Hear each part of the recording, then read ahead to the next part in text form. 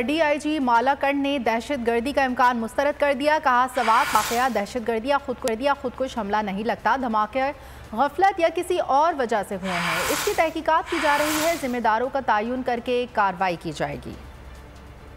कोई टेररिज्म का एलिमेंट नहीं लग रहा। वहाँ पे एक पुरानी कोद थी जिसमें हमारा काफ़ी असला पड़ा हुआ था।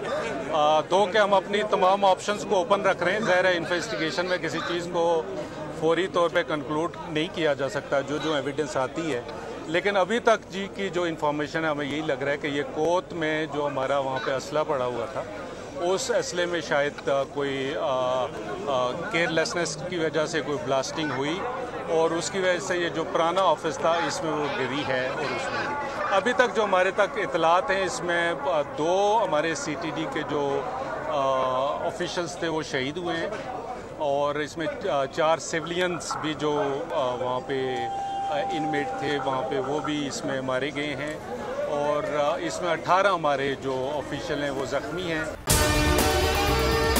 और अगर आपको हमारी ये वीडियो पसंद आई है तो लाइक पर क्लिक कीजिए। हवाए नफ्स की है हुक्मरानी, लुटेरा कर रहा है पासबानी। बोल न्यूज के मार्केटिंग हेड आकाश राम ताहाल लापता, तफ्तीशी इदारे जवाब देने से कासिर।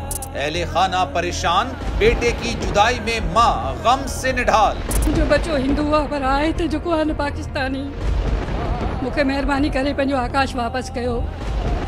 हुकूमत से बेकसूर और मुहिब्बे वतन बेटे की बाजियाबी के लिए फरियाद। आकाश राम के अगवा के खिलाफ अहले खाना की जानिब से सुप्रीम कोर्ट में दरख्वास्त दायर। सुप्रीम कोर्ट के चीफ जस्टिस उमर अता बंदियाल से आकाश राम के अहले खाना की जल्द समाअत की इस्तदा।